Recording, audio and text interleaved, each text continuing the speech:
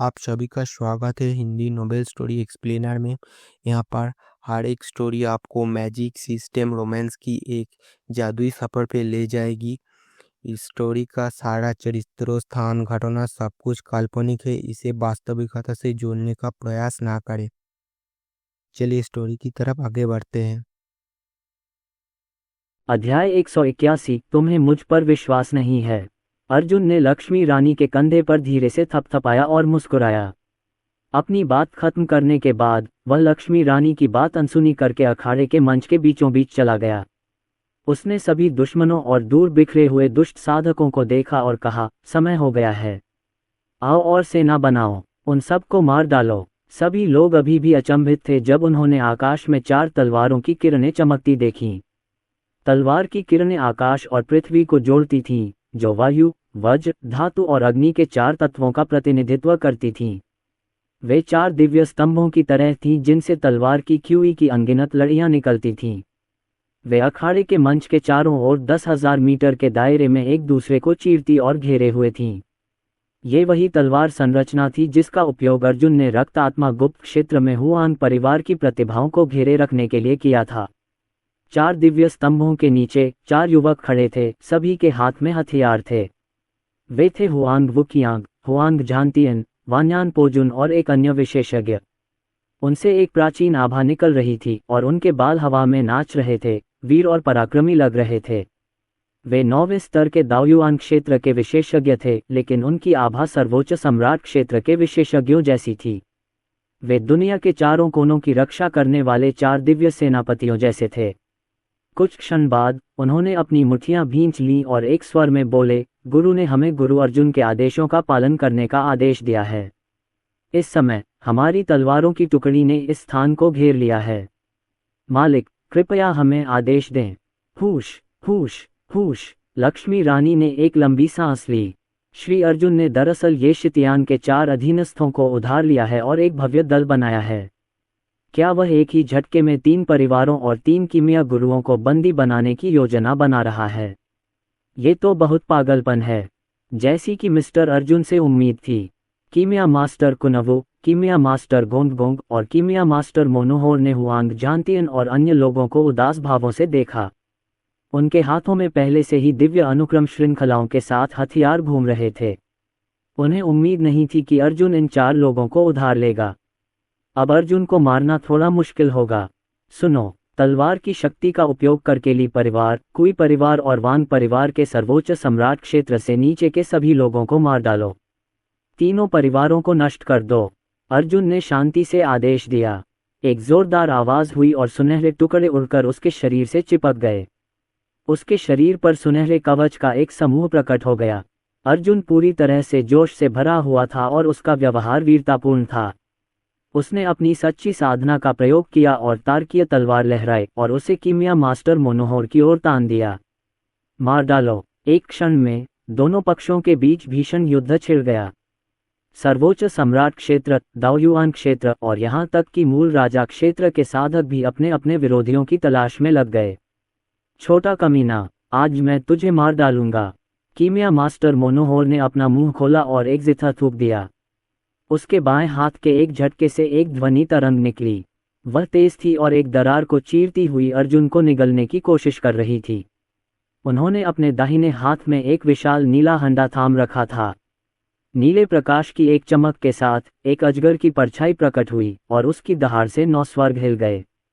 ध्वनि तरंग के साथ मिलकर उसने अर्जुन पर आक्रमण कर दिया। अर्जुन का शरीर हमले से बचने के लिए बगल की ओर चला गया, जिससे हमला एक स्टील की दीवार से टकराया और वह दीवार खंडहर में तब्दील हो गई। यदि अर्जुन ने शीघ्रता से बचाव न किया होता तो वह इस हमले में घायल हो जाता।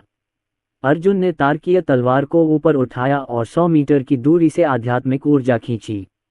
पल भर में वह एक विशाल तलवार में बदल गई और उसने कीमिया मास्टर मोनोहोर पर हमला कर दिया। तलवार की किरणें नीचे उतरी और ड्रैगन की छाया को नष्ट कर दिया। हालांकि नीले रंग की कड़ाही ने तलवार की किरणों को चकनाचूर कर दिया। Bang bang. भीषण विस्फोटों ने अर्जुन और कीमिया मास्टर मोनोहोर को पीछे हटने पर मजबूर कर दिया। दोनों पक्ष बराबरी पर थे। नहीं, अगर यह सिलसिला यूं ही चलता रहा तो मैं उन सबको खत्म भी कर दूं तो भी लुओ परिवार को भारी नुकसान होगा। अर्जुन की नज़र दूसरे युद्ध क्षेत्रों पर पड़ी। लुओ परिवार के विशेषज्ञ घेरे में थे, जबकि विजय जोशी और बाकी लोग वांग कुन और ली लू के हमले का शिकार हो रहे थे। वे ज्यादा देर तक टिक नहीं पाएंगे। वरिष्ठ जू, मुझे कुछ शक्ति दो, उसने संसार कब्रिस्तान में एक आवाज भेजी। ठीक है, संसार ने एक क्षण की चुप्पी के बाद उत्तर दिया। फिर एक रक्त लाल प्रकाश निकला और संसार ने आगे कहा, ये शक्ति तुम्हें ये युद्ध पूरा करने में सक्षम बनाएगी। उसके बाद ये लुप्त हो जाएगी। हालांकि तुम्हारे शरीर को दर्द सहना होगा। ऐसा कहने के बाद संसार की दिव्य आत्मा थोड़ी फीकी पड़ गई। धन्यवाद। अर्जुन का पूरा शरीर 9 अलग अलग रोशनियों से चमक उठा। झनकार की आवाज अंतहीन सुनाई दे रही थी। एक के बाद एक रोशनियां स्वर्ण कवच से जुड़ती गईं और उसकी आभा ने आकाश और पृथ्वी को हिला दिया। इस समय अर्जुन की शक्ति पहले से ही एक सर्वोच्च सम्राट क्षेत्र विशेषज्ञ के बराबर थी। उसने अपने दाहिने हाथ में तारकीय तलवार पकड़ी और बाएं हाथ से मुक्का मारा, जिससे रक्त ड्रैगन राजसी ढंग से दहाड़ने लगा। क्या तुम्हारा आभामंडल किसी सर्वोच्च सम्राट के क्षेत्र विशेषज्ञ जितना प्रबल कैसे हो गया? तुम वास्तव में कौन हो? असंभव, ऐसा हो ही नहीं सकता। कीमिया मास्टर मोनोहोर के चेहरे के भाव अचानक बदल गए। उन्होंने विशाल नीला हंडा अपने सामने रखा और कीमिया मास्टर कुनवु को अपनी तरफ खींच लिया। जिंगटियन, तुम क्या कर रहे हो? मैं लिंगी पर हमला कर रहा हूँ। जल्द ही। कच। जब कीमिया मास्टर कुनवु बोल रहे थे तो अचानक एक रक्त रंग की मुट्ठी उनके शरीर पर बार बार लगी। बैंग बैंग, विस्फोटों की एक श्रृंखला शुरू हुई और कीमिया मास्टर कुनवु मांस और रक्त की वर्षा में बदल गए, जिससे आकाश भर गया। उनकी दिव्य आत्मा एक पल में नष्ट हो गई। चौथे स्तर के सर्वोच्च सम्राट क्षेत्र विशेषज्ञ की ऐसे ही मृत्यु हो गई थी। इस समय लड़ने वाले सभी लोग आश्चर्यचकित होकर अर्जुन की ओर देखने लगे। धमाका। अर्जुन की मुट्ठी की क्यों बेजोड़ थी। उसने कुई परिवार के 3 मेहमान बुजुर्गों को एक के बाद एक कुचल दिया। साथ ही उसने तारकीय तलवार को बाएं दाएं घुमाकर वांग परिवार के 4 विशेषज्ञों को एक के बाद एक मार गिराया। कुछ ही सेकंड के अंतराल में 7 विशेषज्ञों की मौत हो गई। उसी समय तलवार क्यूई की किस्में बह गईं, जिससे कुई और वांग परिवारों के 30 से 40 दाओयुआन क्षेत्र के साधक मारे गए। जमीन खून से सनी हुई थी और हर जगह कटे हुए अंग बिखरे पड़े थे। 3 रसायन विद्या गुरु और 3 महान परिवार, जिन्होंने सोचा था कि विजय उनकी मुट्ठी में है, अब अर्जुन द्वारा दबा दिए गए थे। उनके लगभग सभी दाओयुआन और मूल राजा क्षेत्र के साधक नष्ट हो चुके थे। नहीं, अर्जुन। कुई जमीन पर घुटनों के बल बैठ गई और प्रणाम करती रही। मैं तुम्हारे आगे झुककर माफी मांगूंगी। कृपया मेरी जान बख्श दो। हालांकि अर्जुन का इरादा पीछे हटने का नहीं था। तलवार की क्यूई की एक लहर उठी और कुई को 2 टुकड़ों में काट डाला। उसकी दिव्य आत्मा नष्ट हो गई। हुआंग झांतियन और बाकी तीनों ने भी अपने हमले रोक दिए। वे तलवारों की कतार के चारों कोनों पर पहरा देते हुए खड़े हो गए और अर्जुन को स्तब्ध और विस्मय से लड़ते हुए घूरते रहे। वान्यान पोजुन ने चुपके से जीभ चटकाई। गुरु की साधना बहुत भयानक है। इसमें कोई आश्चर्य की बात नहीं कि वे रक्त आत्मा संप्रदाय के 6 सदस्यों को मार सके। मेरे संप्रदाय का सर्वोच्च बुजुर्ग भी उनका मुकाबला नहीं कर सकता। गुरुजी इतने युवा हैं, फिर भी उनकी साधना इतनी ऊंचाई तक पहुंच गई है। उनका भाग्य रक्त आत्मा संप्रदाय के विरुद्ध लड़ने के लिए स्वर्ग द्वारा चुना जाना है। तलवारों की कतार के बाहर रुओ हान ये सब देख रही थी। उसने तय किया कि युद्ध समाप्त होने के बाद उसे अर्जुन से कुछ बात करनी चाहिए। अर्जुन ही एकमात्र ऐसा व्यक्ति था जिससे वह मिली थी जो उस चीज को सक्रिय करने के योग्य था। वह चीज हुआक्सिया से संबंधित थी, वह कुनलुन पर्वत से संबंधित थी और वह रक्त आत्मा संप्रदाय से संबंधित थी। इस समय तलवार के समूह के अंदर लक्ष्मी रानी दुश्मन पर हमला करने ही वाली थी कि अर्जुन की तलवार का वार उसके सामने हुआ और उसके सामने सभी मूल राजा दायरे के दुश्मनों को मार गिराया। ये देखकर लक्ष्मी रानी ने राहत की सांस ली। पलक झपकते ही वह गुस्से से चिल्लाई, अर्जुन जी, मैं जानती हूं कि आप ताकतवर हैं। क्या आप मेरे लिए कुछ विरोधी नहीं छोड़ सकते? उसने अपने हाथ कमर पर रख लिए। मैं तो बस तुम्हें खींचने ही वाली थी। मुझे उम्मीद नहीं थी कि तुम इतने ताकतवर होगे। सच में, मैं व्यर्थ ही चिंतित था।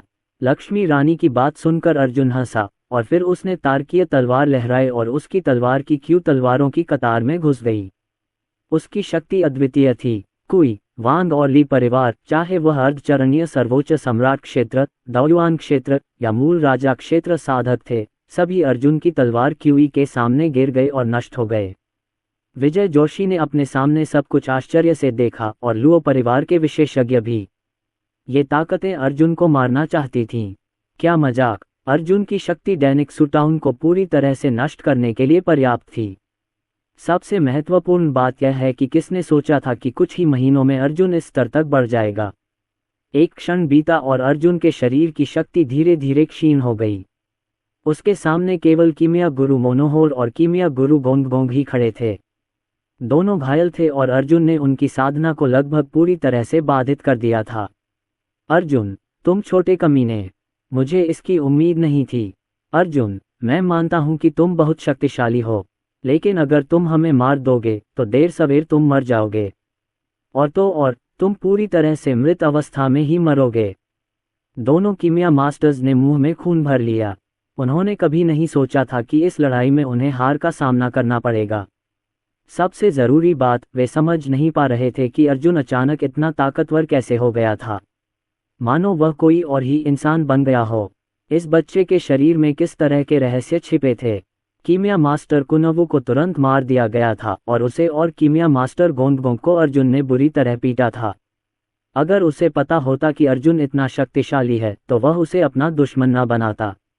जिस चींटी को वह उस समय अपने हाथ के एक इशारे से मार सकता था, वह इतनी भयानक हो गई थी। अर्जुन, कीमिया मास्टर रनित अपने होठों के कोने से खून की एक लकीर लटकाए आगे आए। उन्होंने आह भरी और कहा, इन सबको मार डालो। वह बहुत निराश हुआ। उसने अर्जुन की ओर देखा और कहा, डैंगसू नगर अब पहले वाला डैंगसू नगर नहीं रहा। केवल शुद्धिकरण ही डैंगसू नगर को उसका पूर्व गौरव लौटा सकता है।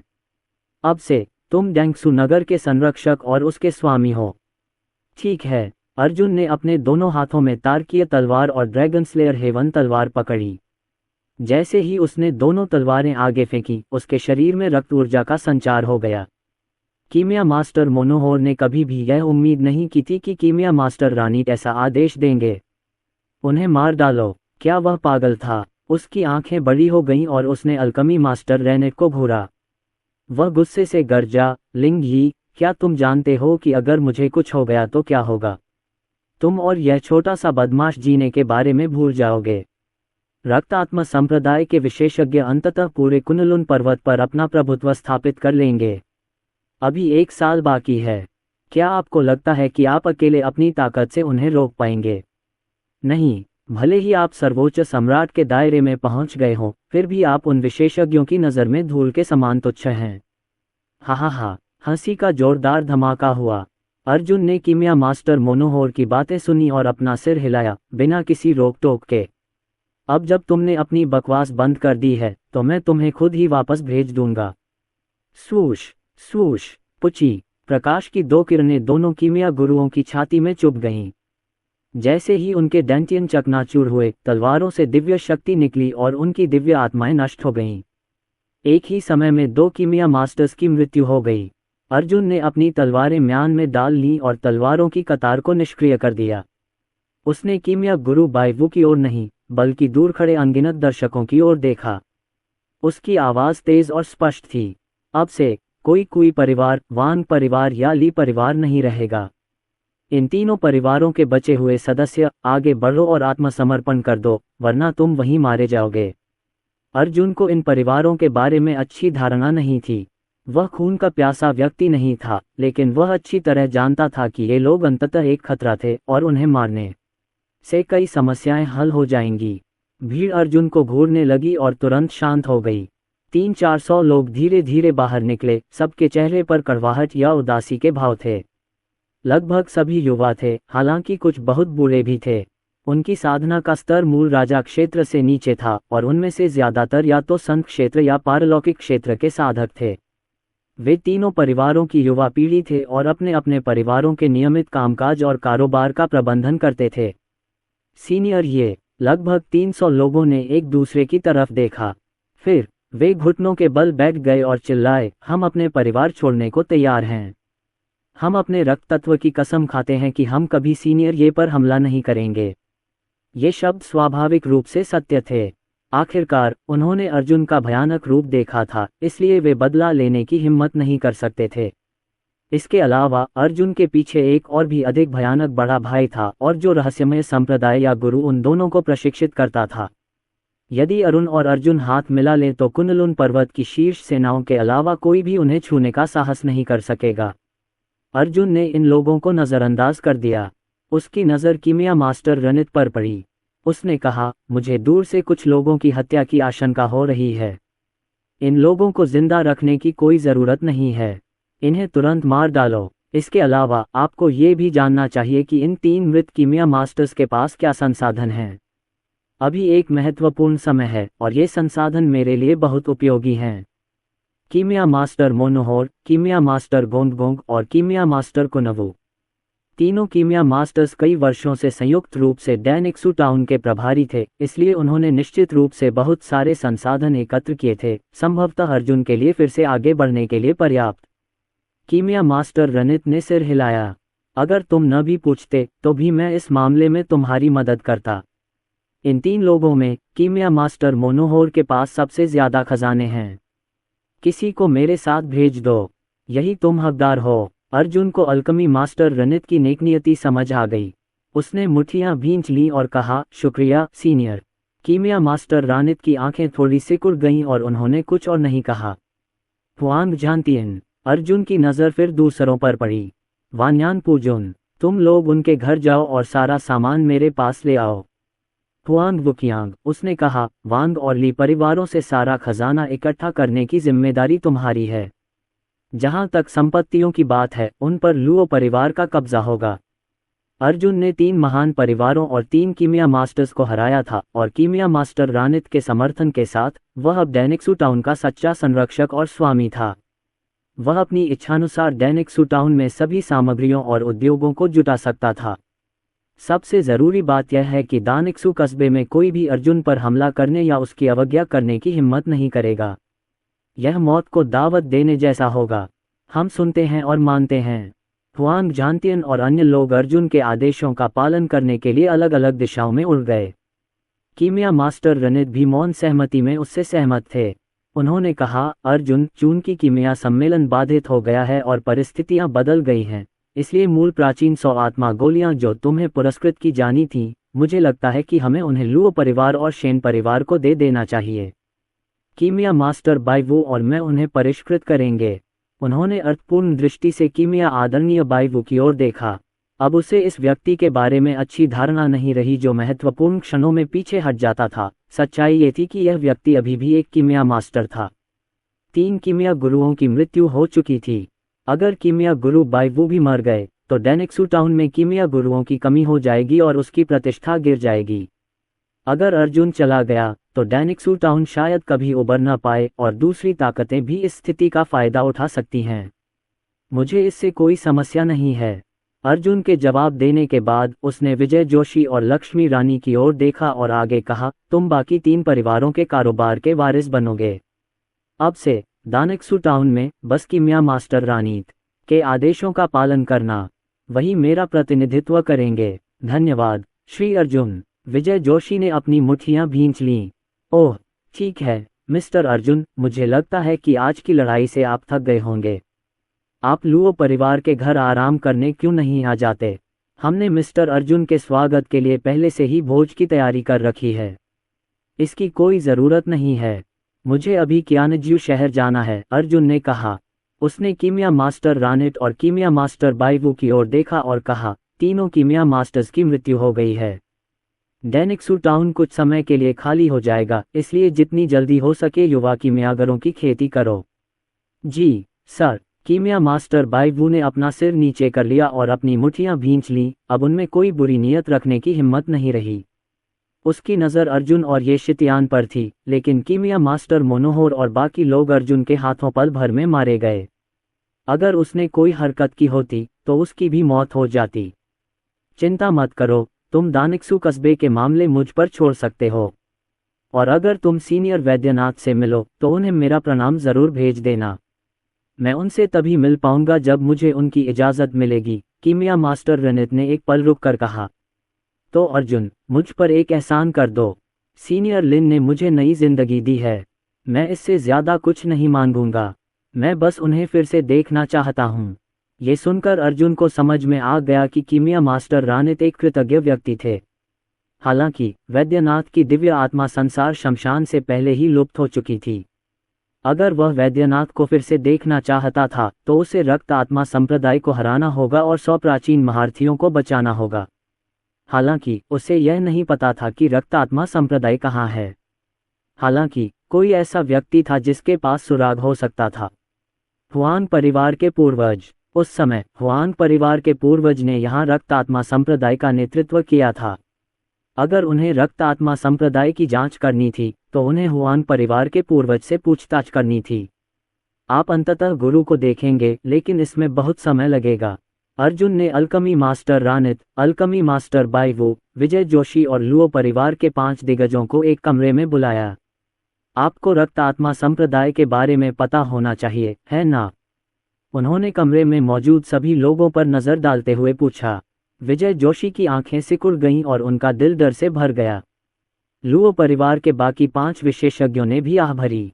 उनके हाव भाव देखकर अर्जुन ने अल्कमी मास्टर रनित और अल्कमी मास्टर बाइवू की ओर मुड़कर कहा, आपको श्रद्धांजलि और 100 साल की समय सीमा के बारे में पता होना चाहिए, है ना?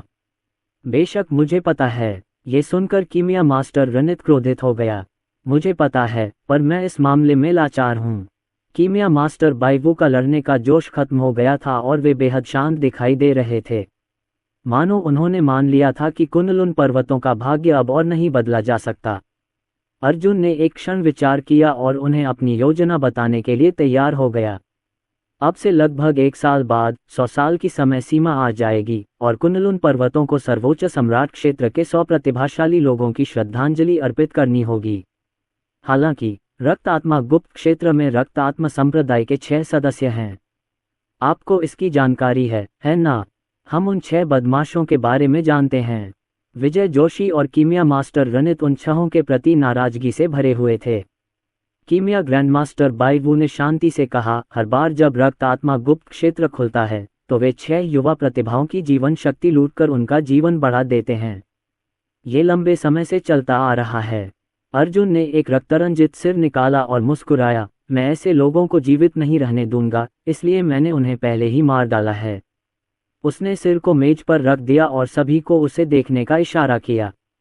क्या यह एक मध्य अवस्था के सर्वोच्च सम्राट क्षेत्र विशेषज्ञ का सिर है? मैं इसके अवशेष आभा को महसूस कर सकता हूँ। इसके अलावा इस सिर से रक्त आत्मा संप्रदाय की आभा भी निकल रही है। कीमिया मास्टर बाइवू और कीमिया मास्टर रनित ने तुरंत सिर की उत्पत्ति को पहचान लिया और अर्जुन को भयभीत होकर देखा। कीमिया मास्टर रनित शांत नहीं हो पा रहे थे। तुमने सचमुच रक्त आत्मा संप्रदाय के 6 सदस्यों को मार डाला। वह सचमुच हैरान था क्योंकि वह जानता था कि वे कितने शक्तिशाली थे। अर्जुन ने उन 6 लोगों को कैसे मार डाला? क्या ऐसा हो सकता है कि अर्जुन की शक्ति पहले ही कुनलुन पर्वत की चोटी तक पहुंच चुकी थी? असंभव। इस समय कीमिया मास्टर रानित का दिल अनगिनत सवालों से भर गया था। कीमियागर आदरणीय बाइवू की हालत भी कुछ बेहतर नहीं थी। उनके दिल में घबराहट लहरों की तरह थी। वह खुश था कि उसने पहले कीमिया मास्टर मोनोहोर के बगल में खड़ा होना नहीं चुना, अन्यथा वह एक लाश बन जाता। अर्जुन तो पागल था, यहाँ तक कि उसने रक्त आत्मा संप्रदाय के सदस्यों को मारने का साहस भी किया। क्या अर्जुन को रक्त आत्मा संप्रदाय के आने पर दंडित किए जाने का भय नहीं था? कीमिया गुरु बाइवू कुछ पल के लिए हिचकिचाई, फिर बोली, अर्जुन जी, एक बात है जो शायद आपको पता न हो। रक्त आत्मा संप्रदाय को जरूर पता चल जाएगा कि उन 6 लोगों के साथ कुछ हुआ है। जब समय आएगा, अगर रक्त आत्मा संप्रदाय के सच्चे जानकार उतरेंगे तो उनका पहला निशाना आप ही होंगे। तो क्या हुआ? क्या इसमें डरने की कोई बात है? अर्जुन की उदासीन निगाहें उन सब पर घूम गईं। फिर उसने शांति से कहा, कुनलुन पर्वत बहुत समय से रक्त आत्मा संप्रदाय के अधीन हैं। अब हमें उनके आगे सिर झुकाने की कोई जरूरत नहीं है। उन्होंने अनिकेत दास का जैड पेंडेंट और उप संप्रदाय गुरु की अंगूठी निकाली जो संप्रदाय गुरु रुओ ने उन्हें दी थी। उसने उन्हें मेज पर रख दिया। जैड पेंडेंट से आध्यात्मिक प्रकाश निकला और एक नीले ड्रैगन की धुंधली छवि उभरी। अंगूठी रोशनी से टिमटिमा उठी और देखते ही देखते 100 जड़ी बूटियों की छवि उभर आई। दोनों छवियों से निकली आध्यात्मिक शक्ति ने सभी को चौंका दिया। अनिकेत दास का नीला ड्रैगन जेड पेंडेंट, पवित्र हर्ब घाटी के उपसंप्रदाय मास्टर की अंगूठी। जब कीमिया मास्टर बाइवू और कीमिया मास्टर रनित ने अर्जुन की ओर फिर से देखने के लिए अपना सिर उठाया तो वे स्तब्ध रह गए। उनकी आंखें सदमे, आश्चर्य और भ्रम से भरी थीं। अर्जुन के कार्यों से उसकी विश्वसनीयता बढ़ गई। अनिकेत दास, वर्तमान में वह कुनलुन पर्वत पर एकमात्र शेष व्यक्ति था जिसने उस समय महान युद्ध में भाग लिया था। उनकी साधना का स्तर अत्यंत भयानक था और सभी का मानना था कि अनिकेत दास ही वह व्यक्ति थे जो रक्तात्म संप्रदाय को सबसे अधिक समझते थे। जहां तक पवित्र जड़ी बूटी घाटी का प्रश्न है, प्राचीन युद्ध से पहले ये सबसे शानदार आत्मा जड़ी बूटी संप्रदाय था। कुनलुन पर्वतों में आत्मा जड़ी बूटियों की आपूर्ति का 40% इसी के नियंत्रण में था। प्राचीन युद्ध में कुनलुन पर्वतों की हार के बाद पवित्र जड़ी बूटी घाटी एकांत में चली गई। हालांकि संप्रदाय गुरु के टोकन और उप संप्रदाय गुरु के टोकन के डिजाइन जैसी सभी प्रकार की जानकारी अभी भी कुनलुन पर्वतों में प्रसारित हो रही थी। यही कारण था कि उन्होंने इसे पहचान लिया। अब अर्जुन के पास पवित्र जड़ी बूटी घाटी और अनिकेत दास के चिन्ह थे। क्या इसका मतलब यह नहीं था कि सीनियर अनिकेत दास और होली हर्ब वैली ने अर्जुन का समर्थन किया था? इससे अर्जुन की योजना के लिए दोनों कीमिया गुरुओं और विजय जोशी का समर्थन और भी बढ़ जाएगा। आखिरकार वे सिर्फ दोस्ती के आधार पर अपने पूरे परिवार को रक्तात्मा संप्रदाय के खिलाफ अर्जुन के साथ लड़ने के लिए नहीं घसीट सकते थे। वरिष्ठ अनिकेत दास का जेड पेंडेंट आपके पास है। क्या वरिष्ठ अनिकेत दास अपनी बीमारी से उबर गए हैं? वरिष्ठ अनिकेत दास कभी बीमार नहीं पड़े। जहां तक उप संप्रदाय गुरु की अंगूठी की बात है, वह मुझे संप्रदाय गुरुओं ने दी थी। दरअसल मैंने उनके साथ योजना पर पहले ही चर्चा कर ली है। इस बार हमें रक्तात्म संप्रदाय का विरोध करना होगा। अर्जुन ने कहा, रक्तात्म संप्रदाय से लड़ने की मेरी योजना में आप सभी पहले घटक हैं। मैं धीरे धीरे डैनिक्सू टाउन, क्यानज्यू सिटी, तपोवन आश्रम और वध की भूमि को एकीकृत करूंगा, जिसके बाद मैं पूरे कुनलुन पर्वत को एकीकृत करूंगा। अर्जुन की बातें सुनकर कीमिया मास्टर रनित काफी देर तक चुप रहे और फिर आवाज लगाए, अगर मैं गलत नहीं हूं तो सीनियर वैद्यनाथ भी इस मामले में तुम्हारा साथ दे रहे हैं, है ना? अर्जुन ने काफी देर तक हिचकिचाते हुए सिर हिलाया। रक्त आत्मा संप्रदाय के खिलाफ लड़ाई में मैं उनकी आशा हूं। समझ गया। कीमिया मास्टर रनित तुरंत एक कदम पीछे हटे और अपनी मुट्ठियां भींच लीं। मैं, लिंग यी, रक्त आत्मा संप्रदाय के विरुद्ध युद्ध में अपनी शक्ति लगाने को तैयार हूं। अब से दानिक्सू नगर अर्जुन के नियंत्रण में रहेगा और मैं अर्जुन को दानिक्सू नगर के प्रबंधन में मदद करूंगा। उन्होंने गहरी सांस ली और प्रसन्नतापूर्वक बोले, हजारों साल हो गए, लेकिन आखिरकार कोई खड़ा हुआ और रक्त आत्मा संप्रदाय के खिलाफ लड़ने के लिए झंडा उठाया। बाइवू, रक्त आत्मा संप्रदाय ने इतने सालों तक कुनलुन पर्वतों पर अत्याचार किया है। नम्रता से जीने से बेहतर है कि सिर ऊंचा करके मर जाएं। कीमिया मास्टर रनित तुरंत अर्जुन के सामने आ खड़ा हुआ। चिंता मत करो, तुम अब भी दानिक्सू कस्बे के नेता रहोगे, लेकिन मैं इसे तुम्हारी सेना को मजबूत करने के लिए एक अड्डा बनाऊंगा। उसने मन ही मन सोचा, अर्जुन को औषधीय गोलियों और आध्यात्मिक जड़ी बूटियों की आवश्यकता होगी, लेकिन चून की पवित्र जड़ी बूटी घाटी आध्यात्मिक जड़ी बूटियों का प्रभारी है, इसलिए मैं गोलियों का प्रभारी हो जाऊंगा। उन्होंने अर्जुन का अनुसरण करने और रक्त आत्मा संप्रदाय से अंत तक लड़ने की प्रतिज्ञा की। अच्छा, कीमिया मास्टर बाइवू ने सिर हिलाया और उनके चेहरे पर फिर से जोश आ गया। मैं इतने सालों से उलझन में हूं और अब काफी जी चुका हूं। अगर मुझे मरना भी पड़े तो कुनलुन पर्वत के लिए कुछ करना होगा। अर्जुन, तुम पहले व्यक्ति हो जिसने रक्त आत्मा संप्रदाय के खिलाफ झंडा उठाने की हिम्मत की है, इसलिए मैं तुम्हारा सम्मान करता हूं। विशाल कुनलुन पर्वत में रक्त आत्मा संप्रदाय का विरोध करने का साहस किसने किया? हुआंग परिवार, दाओ संप्रदाय या वे शीर्ष शक्तियां? हुआंग परिवार रक्त आत्मा संप्रदाय के कुत्ते थे। ताओ संप्रदाय ने रक्त आत्मा संप्रदाय को देखकर एक शब्द भी कहने की हिम्मत नहीं की। बाकी परिवार रक्त आत्मा संप्रदाय शब्द सुनकर भयभीत हो गए। केवल अर्जुन में ही खड़े होकर लड़ने का साहस और शक्ति थी।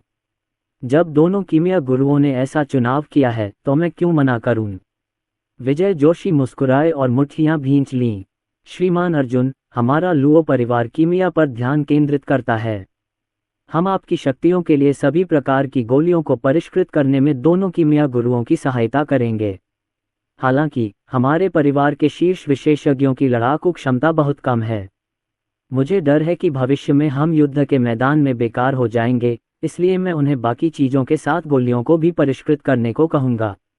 ये सुनकर लुओ कबीले के 5 बुजुर्ग ठहाके लगाकर हंस पड़े। परिवार का मुखिया सही कह रहा था। अर्जुन उन्हें पल भर में ही खत्म कर देगा, इसलिए उनका युद्धभूमि में जाना उचित नहीं था। बेहतर होगा कि वे गोलियों का शोधन करें। मैं तुम्हें गोली शोधन की तकनीकें सिखाऊंगा, जिससे तुम्हारे लिए प्राचीन 100 आत्मा की गोलियां, स्वर्गीय मार्शल गोलियां, पाताल लोक की गोलियां और अन्य गोलियां परिष्कृत करना आसान हो जाएगा, जो तुम्हारी ताकत को तेजी से बढ़ा सकती हैं। संक्षेप में, अब तुम्हारे 2 लक्ष्य हैं। पहला है ज्यादा कीमियागरों को प्रशिक्षित करना और बड़ी संख्या में गोलियों को परिष्कृत करना। दूसरा है शीघ्रता से बड़ी संख्या में दाओयुआन क्षेत्र साधकों का पोषण करना। उसके बाद मैं एक गोली का सूत्र बनाऊंगा जो दाओयुआन क्षेत्र के साधकों को सर्वोच्च सम्राट क्षेत्र में शीघ्रता से आगे बढ़ने में मदद कर सके। फिर मैं उसे तुम्हें परिष्कृत करने के लिए दूंगा। अर्जुन ने आज दानिक्सु टाउन को पूरी तरह से अपने अधीन करने और रक्त आत्मा संप्रदाय के खिलाफ लड़ाई की तैयारी में इन मूल्यवान कीमियागरों को अपनी सेना में शामिल करने के लिए कार्रवाई की थी।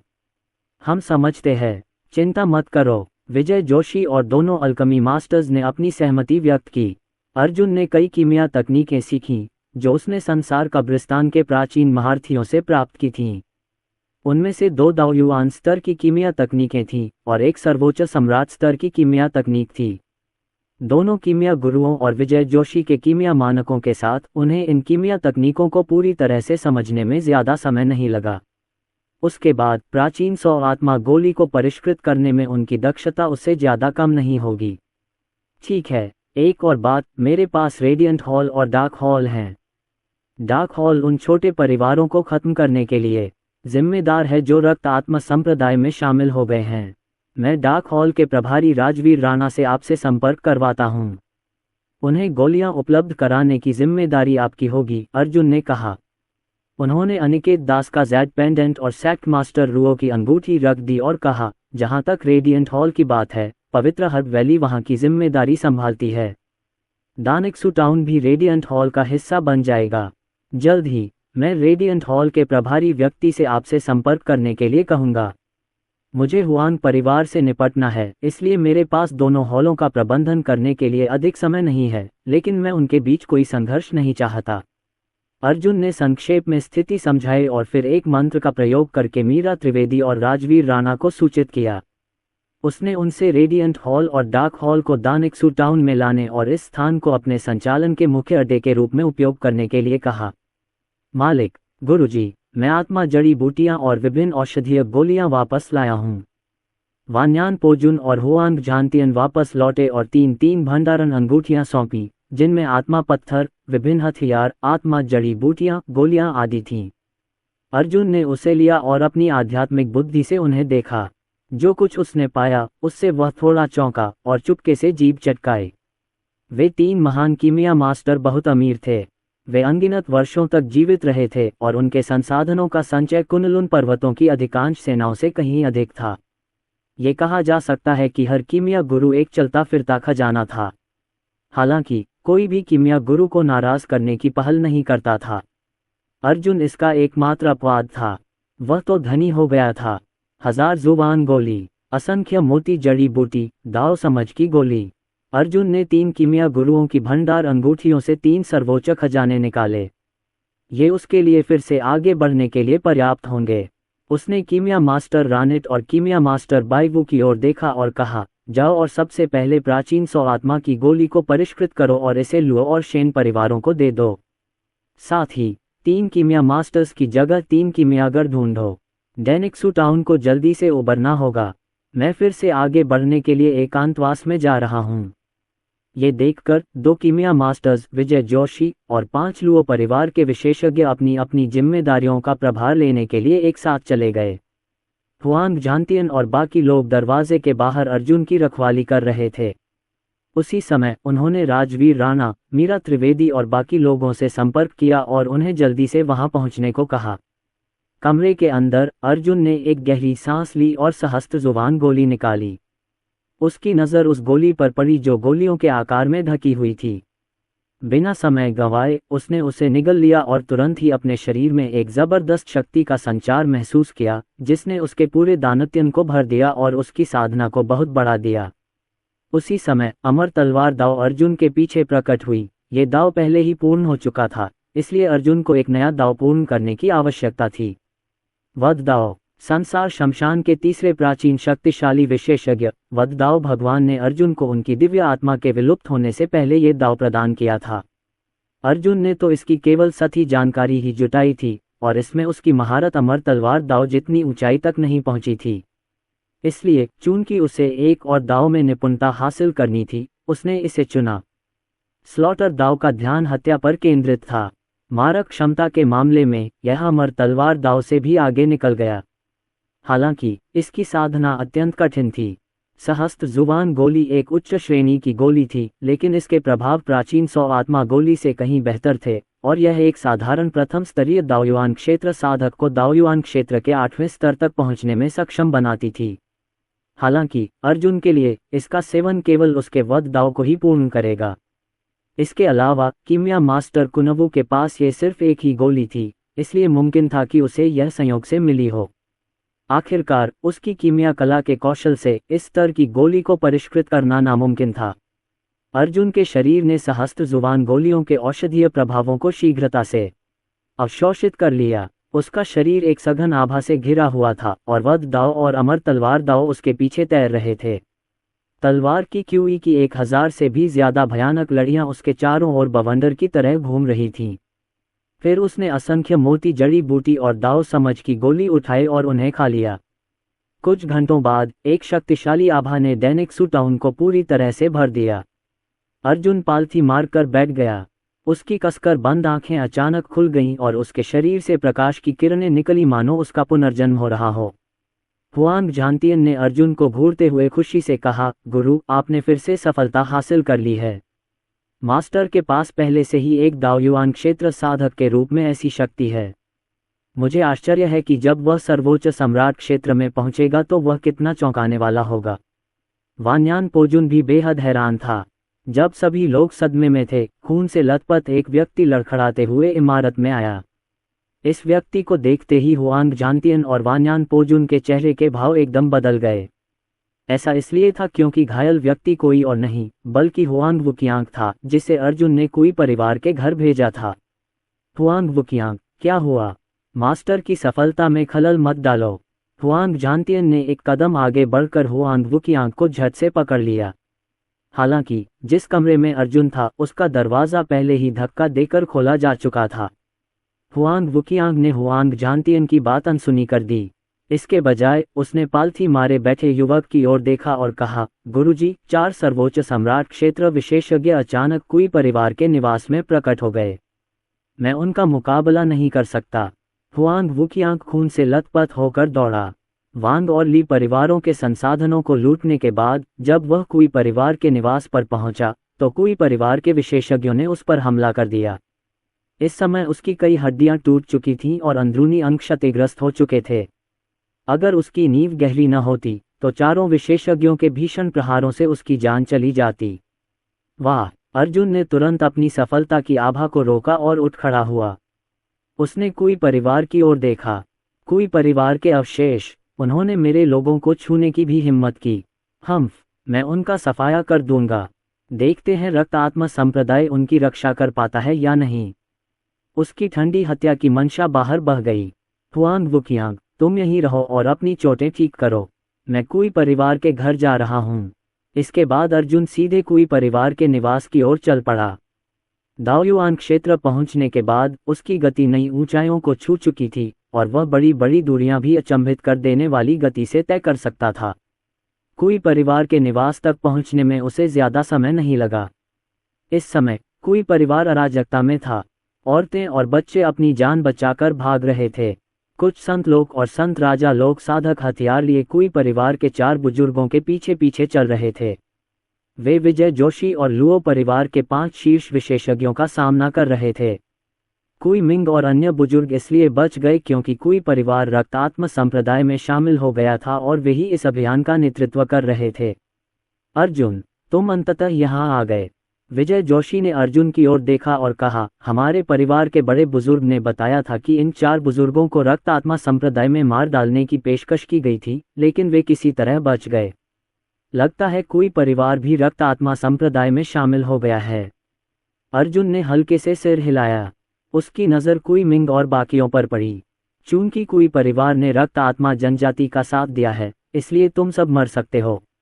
ऐसे गद्दारों के लिए यह पहले से ही एक हल्की सजा थी। अर्जुन ने तुरंत अपनी उंगलियों से एक हाथ की मुहर बनाई और दिव्य बिजली की शक्ति प्रस्फुटित हुई। आकाश से बिजली के बोल्ट गिरते हुए कोई परिवार के घर पर गिरते हुए गड़गड़ाहट की गड़गड़ाहट अंतहीन रूप से सुनाई दे रही थी। क्रैकल, कई विस्फोटों के बाद विशाल आवास राख में तब्दील हो गया। कुई मिंग ने ठंडी सांस ली और अपनी तलवार खींच ली। तलवार फिर उसके सिर के ऊपर तैर गई और बिजली को रोक दिया। उसने क्रूर भाव से कहा, अर्जुन, तुम कुई परिवार के मुखिया और परिवार के अन्य विशेषज्ञों को पहले ही मार चुके हो। तुम हमें जाने क्यों नहीं देते? अचानक उसके मुंह से खून निकल आया। हालांकि उसने अभी अभी बिजली को रोक लिया था, लेकिन उसके अंदरूनी अंग घायल हो गए थे। जैसे जैसे उसने अपनी तलवार में और शक्ति भर दी, उसके हाथ रक्त रंग की चमक से भर गए। उसने मन ही मन सोचा, हालांकि अर्जुन अब उतना शक्तिशाली नहीं है जितना 3 कीमिया गुरुओं को मारते समय था, फिर भी वह मेरे लिए बहुत बड़ा है। धिक्कार है। अगर मुझे पहले पता होता तो मैं परिवार को छोड़कर उस पर हमला नहीं करता, वरना अर्जुन इतनी जल्दी यहाँ नहीं आ जाता। मूलतः जब कोई परिवार के 4 बुजुर्गों ने अर्जुन को 3 कीमिया गुरुओं को मारते देखा तो उन्हें एहसास हुआ कि वे उसका मुकाबला नहीं कर सकते और वे अपना सामान बांधकर भागना चाहते थे। लेकिन जब वे सामान बांध रहे थे तभी हुआंग वुकियांग आ पहुंचा। वे हुआंग वुकियांग को मारकर तुरंत भाग जाना चाहते थे, लेकिन हुआंग वुकियांग किसी तरह उनके हमलों से बच निकला और भाग निकला, जिसके कारण अर्जुन वहां पहुंच गया। अर्जुन, कृपया हमारी जान बख्श दो। हम तुम्हें अपने सारे आत्मिक पत्थर, आत्मिक जड़ी बूटियां और गोलियां देने को तैयार हैं। कुई मिंग ने गहरी सांस ली।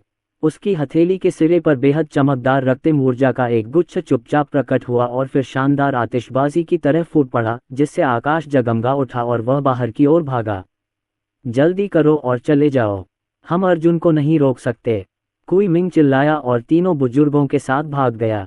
संहार के देवता अर्जुन के सामने वे केवल भाग सकते थे। क्या मैंने कहा था कि तुम जा सकते हो?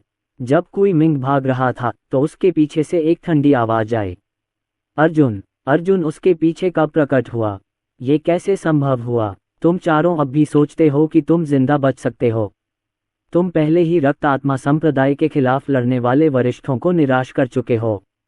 अर्जुन ने कोई दया नहीं दिखाई और उसने अचानक अपनी हथेली से वार किया और उसे कोई परिवार के एक बुजुर्ग के सिर के ऊपर तैर रहे कांसे के बर्तन में दे मारा। झनकार, झनकार, पापा! कांसे का बर्तन फट गया।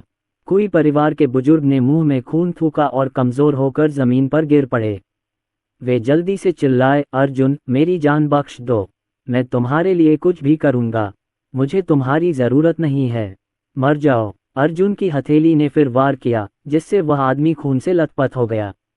उसका मांस और खून जमीन पर बिखर गया।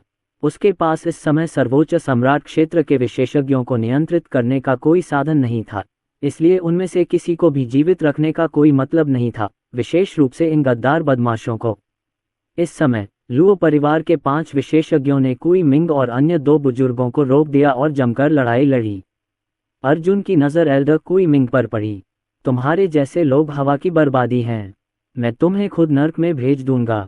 स्लॉटर दाव उसके पीछे से प्रकट हुआ और उसके शरीर से रक्त ऊर्जा फूट पड़ी। उसने अपनी हथेली से फिर वार किया और तलवार कुई मिंग के सिर के ऊपर जा लगी। अर्जुन, हमारे पास रक्त आत्मा संप्रदाय के आगे समर्पण करने के अलावा कोई विकल्प नहीं था। कृपया हमें छोड़ दो, कुई मिंग जोर से चिल्लाया। पहले तो वह अर्जुन को मारना चाहता था, पर अब वह दया की भीख मांग रहा था। कोई विकल्प नहीं, तो फिर प्राचीन काल में रक्त आत्मा संप्रदाय के विरुद्ध लड़ने वाले वरिष्ठों के पास क्या विकल्प था? बेशर्म, अर्जुन कोई दया नहीं दिखाएगा। कोई परिवार के बाकी सदस्यों का सफाया करना ही होगा। कच! तलवार पर दरारें पड़ गईं और रक्त ऊर्जा बह गई। तलवार टूटने के कगार पर थी। अर्जुन ने अपनी हथेली से बार बार प्रहार किया। Bang bang bang! तलवार नष्ट हो गई और अर्जुन के हथेली के प्रहारों ने कुई मिंग के शरीर और आत्मा को नष्ट कर दिया। अर्जुन, तुम्हारी शक्ति फिर बढ़ गई है। कितना भयानक है। विजय जोशी ने अर्जुन को घूर कर देखा और आह भरी। अब समझ में आता है कि उसने रक्तात्म संप्रदाय से लड़ने की हिम्मत दिखाई है। उसकी प्रतिभा, युद्ध शक्ति और प्रगति की गति को देखते हुए वह ज्यादा देर नहीं लगाएगा जब वह कुनलुन पर्वतों में सबको पीछे छोड़ देगा। उसे याद आया कि एक बार उसने अर्जुन को कितना नीचा समझा था और उसे कितना अजीब और शर्मनाक लगा था। तब उसने एक बेमिसाल प्रतिभा को यूं ही हाथ से जाने दिया था। यदि उन्होंने उस समय लक्ष्मी रानी का विवाह अर्जुन से करा दिया होता और अर्जुन को अपना दामाद बना लिया होता तो लुओ परिवार कुनलुन पर्वतों में एक अडिग शक्ति बन गया होता। विजय जोशी ने अपनी दूरदर्शिता की कमी पर अफसोस जताया। जब विजय जोशी इस बारे में सोच रहे थे तभी दूर से दो चमकदार रोशनियां फूट पड़ीं जो ये दर्शाती थीं कि कुई परिवार के अन्य दो चौथे स्तर के सर्वोच्च सम्राट की मृत्यु अर्जुन के हाथों हुई थी। कुई परिवार का मामला निपटाने के बाद अर्जुन अपनी साधना की नींव को स्थिर करने के लिए अपने कमरे में लौट आया। अर्जुन पालथी मारकर बैठ गया और 9 स्वर्ग रहस्यमय सूर्य तकनीक का अभ्यास करने लगा। रक्त ड्रैगन उसके शरीर से बाहर निकल आया। पूरा घर लगभग टूट चुका था, इसलिए अर्जुन के पास रक्त ड्रैगन को संसार कब्रिस्तान में वापस भेजने के अलावा कोई विकल्प नहीं था। उसी समय अर्जुन की चेतना संसार शमशान में प्रवेश कर गई और उसने आकाश में रक्त ड्रैगन का निरीक्षण किया। वह महसूस कर सकता था कि सर्वोच्च सम्राट क्षेत्र के विशेषज्ञों सहित इतनी रक्त ऊर्जा को अवशोषित करने के बाद वह कितना अधिक शक्तिशाली हो गया था। स्लॉटर दाओ लॉर्ड ने एक बार कहा था कि वह जितने अधिक लोगों को मारेगा उसका स्लॉटर दाओ उतना ही मजबूत होगा और उसका रक्त ड्रैगन उतना ही मजबूत होगा। ऐसा लग रहा था कि रक्त ड्रैगन 9 स्वर्गों का सच्चा ड्रैगन बनने से ज्यादा दूर नहीं है।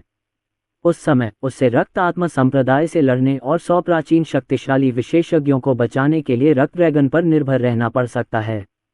अर्जुन ने सोचना बंद कर दिया और साधना जारी रखी। रात शांत थी। सुबह सुबह राजवीर राणा और मीरा त्रिवेदी दानिकसू टाउन पहुंचे। उन्होंने कीमिया मास्टर रनित, विजय जोशी और अन्य लोगों से मुलाकात की, अर्जुन के निर्देशों का पालन करते हुए कुछ देर बातचीत की और बड़ी संख्या में विशेषज्ञों को तैयार करने के लिए गोलियों को परिष्कृत करने की तैयारी शुरू कर दी। दानिकसू टाउन एकीकृत किया गया। लुओ और शेन परिवारों के उच्च स्तरीय साधकों ने डार्क हॉल और होली हर्ब वैली के साथ मिलकर काम किया और राजवीर राणा के नेतृत्व में रक्त आत्म संप्रदाय का पक्ष लेने वाले छोटे परिवारों का सफाया करना शुरू कर दिया। कीमिया मास्टर बाइवो और कीमिया मास्टर रानित ने खबर को लीक होने से रोकने के लिए एक ही समय में दानिकसू टाउन को सील कर दिया।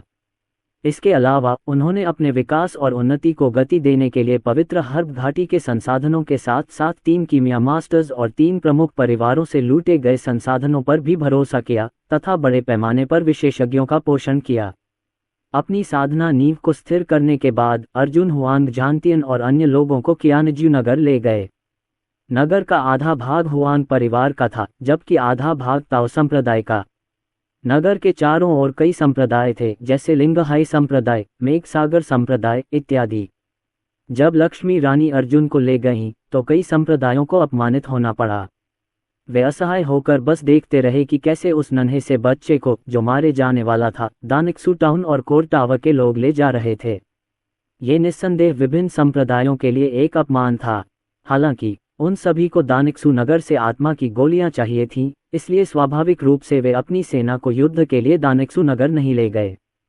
इसके अलावा विभिन्न संप्रदायों के प्रतिभाशाली शिष्य जो ड्रैगन क्लींजिंग कुंड में प्रवेश कर चुके थे सभी मर चुके थे।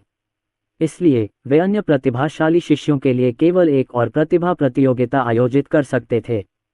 फिर श्री जोशी विभिन्न संप्रदायों के प्रतिभाशाली शिष्यों को परिवर्तन के लिए एक और अवसर प्रदान करेंगे। चौक में एक बड़े मैदान के भीतर दर्जनों अखाड़े सुव्यवस्थित ढंग से सजाए गए थे।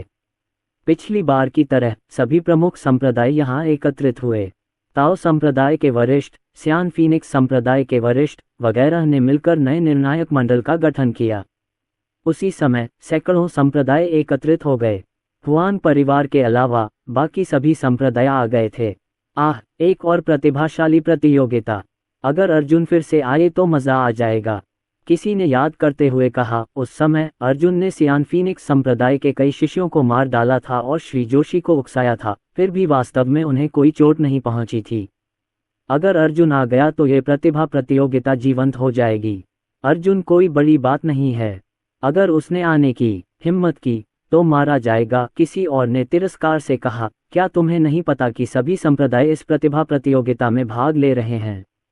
कुनलुन पर्वत के शीर्ष 10 प्रतिभाशाली लोग यहाँ हैं, सिवाय ईशा के। यहाँ तो छिपे हुए संप्रदाय विशेषज्ञ भी हैं। ये प्रतिभाशाली खिलाड़ी पिछली बार जैसे नहीं हैं। कोई तुलना नहीं है। अगर ईशा आ भी गई तो शायद टॉप 10 में भी मुश्किल से जगह बना पाएगी। मैंने सुना है कि उनमें से कुछ युवा पीढ़ी से हैं जो पहले ही सर्वोच्च सम्राट के दायरे में पहुंच चुके हैं। इस दौर की प्रतिभा प्रतियोगिता पिछली प्रतियोगिता से बिल्कुल अलग स्तर पर है। 10 महान प्रतिभाओं की तुलना में अर्जुन तो बिल्कुल ही बेकार है। अभी तो वह ज्यादा से ज्यादा एक मूल राजा लोक साधक है और शायद कहीं छिपा हुआ है। अगर वह आएगा भी तो जरूर मरेगा। मैंने सुना है कि उसने जियांग परिवार के प्रतिभाशाली व्यक्ति को मार डाला और बिना किसी सुराग के गायब हो गया, इसलिए संभवतः उसे जियांग परिवार ने ही मारा है। हालांकि दिलचस्प बात यह है कि हमें कुछ समय से ईशा के बारे में कोई जानकारी नहीं मिली है। अगर ईशा यहाँ होती तो कुनलुन पर्वत की सच्ची 10 महान प्रतिभाएं यहाँ होतीं। चौक में आवाजें गूंज रही थीं और अर्जुन का नाम बार बार लिया जा रहा था। एक तरफ उस समय अर्जुन का प्रदर्शन बहुत ही शानदार था। एक रद्दी से वो एक ऐसा विशेषज्ञ बन गया था जो कई विशेषज्ञों को मात दे सकता था। दूसरी ओर अर्जुन और जोशी का द्वंद्व भी हास्यास्पद था। ऐसे घमंड भरे शब्द बोलने और जोशी को अपमानित करने के बाद अर्जुन को कुत्ते की तरह भागने पर मजबूर होना पड़ा। यदि लक्ष्मी रानी न होती, जिन्हें डेनिक्सू टाउन और कोर टॉवर का समर्थन प्राप्त था, तो शायद वह पहले ही मर चुका होता। दूसरी ओर एक जिगोलो के रूप में अर्जुन की प्रतिष्ठा बढ़ रही थी, क्योंकि वह हमेशा महिलाओं द्वारा संरक्षित था, चाहे वह ईशा हो या लक्ष्मी रानी। जब सब लोग चर्चा कर रहे थे, एक कोने में एक आदमी और एक औरत उदास बैठे थे। वे मेडिकल गॉड सेक्ट से प्रिया और बूढ़े सेन थे। मूलतः ध्रुव नहीं चाहते थे कि वे इस तरह की प्रतिभा प्रतियोगिता में भाग लें। हालांकि इस बार प्रतियोगिता का आयोजन दाओ संप्रदाय, हुआन परिवार और अन्य शीर्ष गुटों ने मिलकर किया था। कुनलुन पर्वत के सभी संप्रदायों, बड़े और छोटे, को इसमें भाग लेना था। अर्जुन के चौंकाने वाले प्रदर्शन के बाद से मेडिकल गॉड संप्रदाय प्रमुखता में आ गया था, इसलिए उन्हें उपस्थिति दर्ज कराने के लिए मजबूर होना पड़ा। इस बार वे न केवल चिकित्सा भगवान संप्रदाय का प्रतिनिधित्व कर रहे थे, बल्कि अर्जुन का भी प्रतिनिधित्व कर रहे थे, जो संप्रदाय का स्तंभ था। कियानज्यू चौक लोगों से भरा हुआ था। वे जिन लोगों से कहीं भी टकरा जाते, वे उप संप्रदाय के गुरु या कुनलुन पर्वतों के संप्रदायों के बड़े बुजुर्ग हो सकते थे। ध्रुव ने एक लंबी सांस छोड़ी। उसकी नज़र दाओ संप्रदाय और यूनहाई संप्रदाय के प्रतिभाशाली शिष्यों पर पड़ी। शुक्र है वह नन्हा अर्जुन गायब हो गया है और यहाँ नहीं है, वरना हालात वाकई मुश्किल हो जाते। पिछली प्रतियोगिता में भाग लेने वाले विभिन्न संप्रदायों के आंतरिक अनुयायी थे। हालांकि इस बार प्रतियोगिता में भाग लेने वाले सभी लोग प्रत्येक संप्रदाय के मूल अनुयायी थे, और कुछ तो सच्चे अनुयायी भी थे जो संप्रदाय के नेताओं के उत्तराधिकारी थे। जो लोग मूल राजा क्षेत्र के 8वें स्तर तक नहीं पहुंचे थे, वे इसमें भाग नहीं ले सकते थे। यहाँ तक कि 9 छिपे हुए युवा प्रतिभाशाली लोग भी थे जो सर्वोच्च सम्राट क्षेत्र तक पहुंच चुके थे, और ईशा के साथ उन्हें कुनलुन पर्वत के शीर्ष 10 प्रतिभाशाली लोगों के रूप में जाना जाता था। अगर ऐसा न होता तो शायद ये लोग इसमें भाग लेने की जहमत ही न उठाते। इस समय ये प्रतियोगिता विभिन्न संप्रदायों के भावी नेताओं के बीच एक प्रतियोगिता थी। इससे प्रतियोगिता की सीमा भी पिछली बार की तुलना में बहुत अधिक हो गई।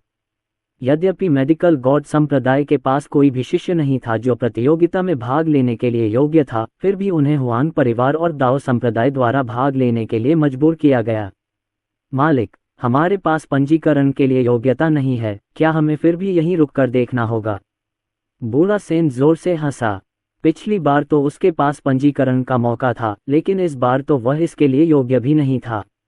मुझे आश्चर्य है कि अर्जुन कैसा कर रहा होगा। वह दानिक्सू टाउन में जरूर अच्छा कर रहा होगा। मैंने सुना है कि बाहरी दुनिया से संपर्क रोकने के लिए डेनिक्सू टाउन को सील कर दिया गया है। जरूर कुछ बड़ा हुआ होगा। इस प्रतियोगिता के खत्म होने के बाद मैं तुम दोनों को अर्जुन की तलाश में दानिक्सू नगर ले जाऊंगा, ध्रुव ने कहा।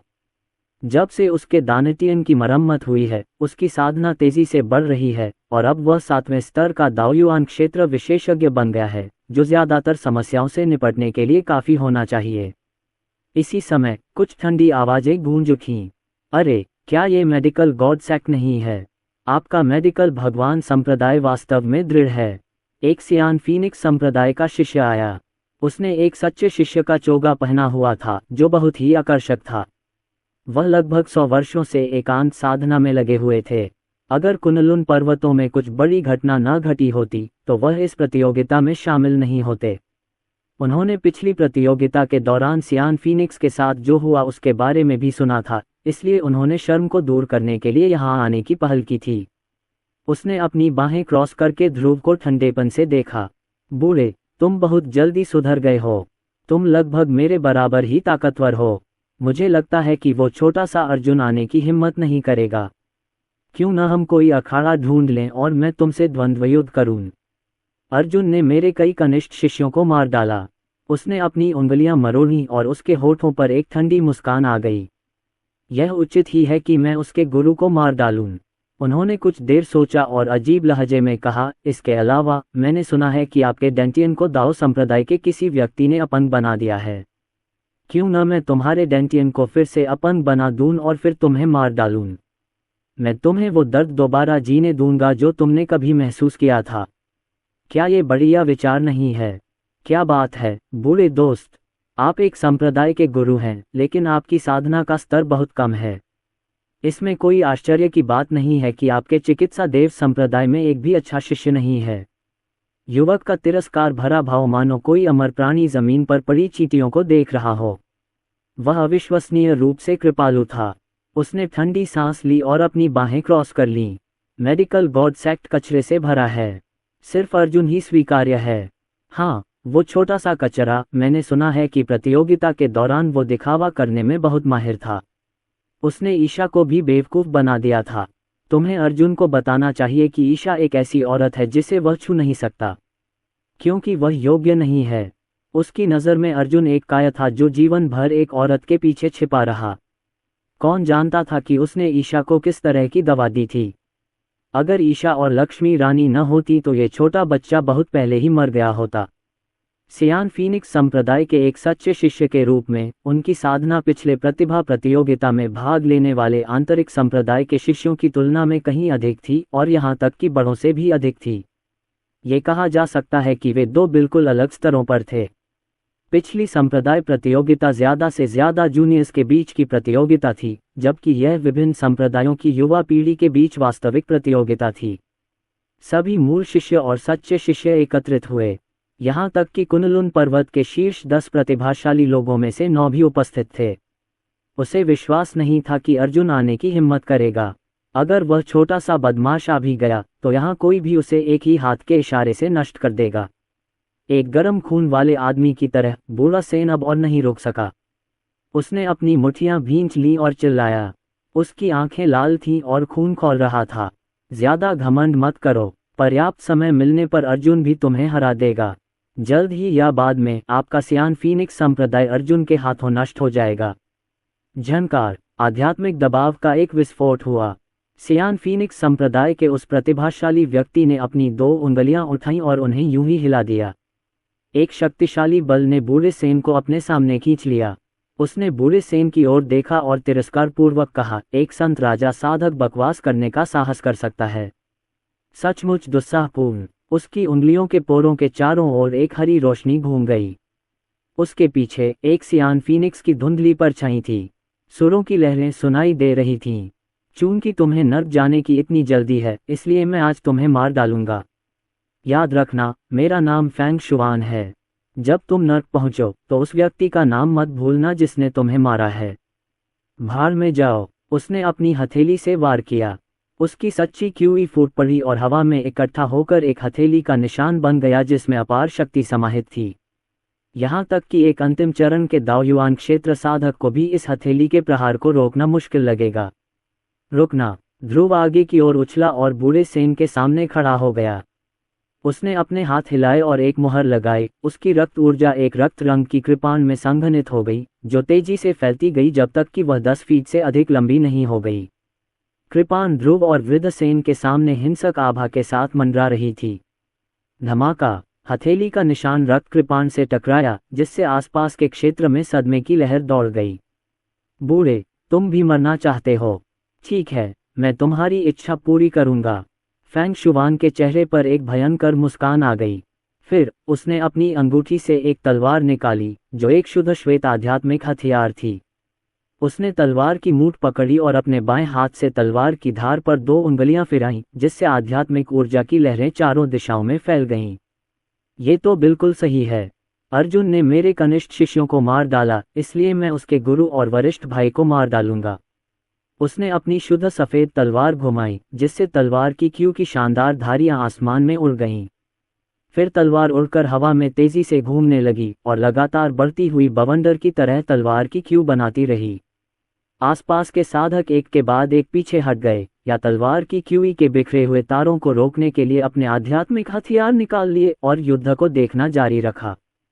सियान फीनिक्स संप्रदाय के एक सच्चे शिष्य और मेडिकल भगवान संप्रदाय के संप्रदाय गुरु के बीच लड़ाई। हाँ, ध्रुव खुद को ज्यादा आंक रहा है। क्या उसे अब भी लगता है कि वह पहले वाला वही बेजोड़ विशेषज्ञ है? उसका डेंटियन इतने सालों से अपंग है, इसलिए वह अपने साथियों से पहले ही पिछड़ चुका है।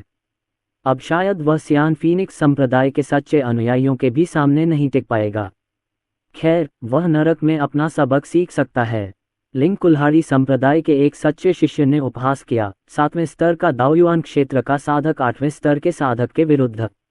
ध्रुव केवल 1-2 चाल ही टिक पाएगा, उसके बाद अर्जुन को अपने गुरु का शव लेने आना होगा। अगर अर्जुन आने की हिम्मत करता है तो उसे आज 3 लोगों की लाशें इकट्ठा करनी होंगी। ताओ संप्रदाय के एक सच्चे अनुयायी का चेहरा तिरस्कार से भरा था। उसने ध्रुव की ओर देखा और मुस्कुराया। काश अर्जुन यहाँ होता, मैं उसे खुद नीचे ले जाता और उसे अपने गुरु को फेंग शुआन द्वारा पीट कर मारते हुए देखने देता। आसपास के लोग युद्ध की चर्चा जोर शोर से कर रहे थे। युद्ध के मैदान के बीच में ध्रुव ने रक्तसार की एक बूंद को बाहर निकाला और फेंग शुआन को रोकने के लिए इसका उपयोग करने की तैयारी की। फेंग शुआन ने दोनों हाथों से वार किया और उसके सामने घूम रही शुद्ध सफ़ेद तलवार जैसे ही बाहर निकली, एक सफ़ेद रोशनी की लकीर में बदल गई। दूर से एक तेज सफ़ेद रोशनी चमकी और तलवार की नोक ध्रुव के रक्त कृपाण से टकराए। क्लैंग क्लैंग क्लैंग, शुद्ध सफ़ेद तलवार घूमी और रक्त कृपाण पर जोरदार हमला किया। तलवार की क्यूई की परतें तलवार के शरीर के चारों ओर लटकी हुई थीं और अपने साथ एक आध्यात्मिक शक्ति लिए हुए थी जो सब कुछ मिटा सकती थी। ऐसा लग रहा था कि वह रक्त कृपाण को नष्ट करने और ध्रुव को मारने पर आमादा थी। बूढ़े, तुम अभी ठीक नहीं हुए हो। यह मत सोचो कि सिर्फ तुम्हारा डेंटियन ठीक हो जाने से तुम अपना पुराना गौरव वापस पालोगे। जहां तक अर्जुन की बात है, मैं खुद उस कमीने को ढूंढने जाऊंगा। उसे मारने से पहले मैं उसे तुम्हारी कब्र के सामने धूप बत्ती जलाने को कहूंगा। फेंग जुबान के बोलने के बाद वह ठंडी सांस लेते हुए बिजली की तरह बाहर निकल गया। पलक झपकते ही वह रक्त कृपाण तक पहुंच गया। उसके बाएं हाथ ने शुद्ध सफ़ेद तलवार की मूठ को जोर से दबाया, जिससे प्रचंड तलवार की क्यू रक्त कृपाण में घुस गई। टकराना, एक विस्फोटक ध्वनि के साथ रक्त कृपाण अनगिनत टुकड़ों में बिखर गया। ध्रुव को हथेली का वार लगा, जिससे उसका शरीर पीछे की ओर उछला और जमीन पर गिरते ही उसके मुंह से खून की एक बूंद निकली। हालांकि उसके उठने से पहले ही शुद्ध सफ़ेद तलवार उसकी छाती में धंस चुकी थी। ऐसी चोटों के साथ एक संत राजा क्षेत्र साधक पहले ही मर चुका होगा। हालांकि ध्रुव एक दाओयुआन क्षेत्र का साधक था, इसलिए ऐसी चोटें गंभीर थीं लेकिन घातक नहीं थीं। बूढ़े, तुम सहनशीलता में बहुत माहिर हो। देखते हैं कि तुम अगले हमले को रोक पाते हो या नहीं, फेंग शुआन ने कहा। उसने शुद्ध सफ़ेद तलवार थाम रखी थी और अपनी नज़रें भीड़ पर घुमाते हुए गौरव का आनंद ले रहा था। उफ, ज्यादा घमंड मत करो। एक दिन अर्जुन सियान फीनिक्स संप्रदाय का नाश कर देगा। ध्रुव ने गहरी सांस ली, उसका गला खून से भर गया था। उसने अपनी छाती में खून से सने छेद को देखा और सिर हिलाया। यदि उसके पास कुछ और वर्ष होते तो बहुत अच्छा होता। उन्हें 5 या 8 साल की नहीं, सिर्फ 3 साल की जरूरत थी। 3 वर्षों में मैं अपना पूर्व गौरव पुनः प्राप्त कर लूंगा और सर्वोच्च सम्राट के दायरे में प्रवेश कर लूंगा। उस समय मैं चिकित्सा देव संप्रदाय के शिष्यों को ऐसा अपमान कैसे सहने दे सकता था। मालिक, प्रिया और बूढ़े सेन जल्दी से दौड़े और ध्रुव को बचाया। प्रिया ने धीरे धीरे ध्रुव की चोटों की जांच की, फूट फूट कर रो रही थी। उसने जल्दी जल्दी तरह तरह की औषधीय गोलियां और जड़ी बूटियां निकाली और ध्रुव को खिला दीं। उसकी चिकित्सा पद्धतियों से धीरे धीरे दर्द कम हुआ और उसकी हालत स्थिर हुई, लेकिन इस सच्चाई को नहीं बदला कि वह लड़ने की हालत में नहीं था। मास्टर जी, आप अवश्य ठीक हो जाएंगे। तुम निश्चित रूप से ठीक हो जाओगे। तुम वो प्रिया जितना बोलती गई, वह उतनी ही दुखी होती गई। वह खुद को बहुत असहाय महसूस कर रही थी। विशाल चौक में सैकड़ों संप्रदाय और हजारों लोग मौजूद थे, लेकिन इस समय सब उन्हें भावशून्य दृष्टि से देख रहे थे। एक भी मददगार नजर नहीं आ रहा था। सियान फीनिक्स संप्रदाय को अन्य संप्रदायों के बीच एक उच्च स्तरीय संप्रदाय माना जाता था। कोई भी संप्रदाय एक छोटे से संप्रदाय के लिए ऐसे संप्रदाय को अपमानित करने को तैयार नहीं था। यह इसके लायक नहीं था। दूसरी बात, लिंग, कुल्हाड़ी गुट और बाकी सभी संप्रदाय अर्जुन से द्वेष रखते थे। अगर वे आगे बढ़ते तो एक साथ कई संप्रदायों को नाराज कर देते।